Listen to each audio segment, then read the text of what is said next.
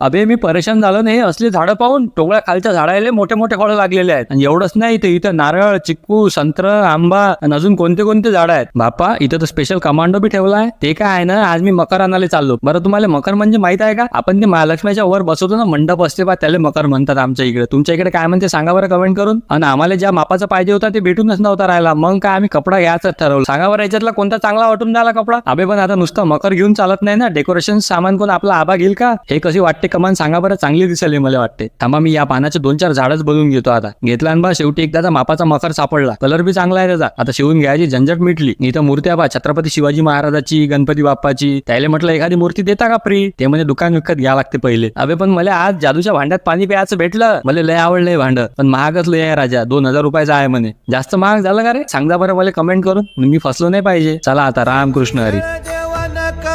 नका मागे घेऊ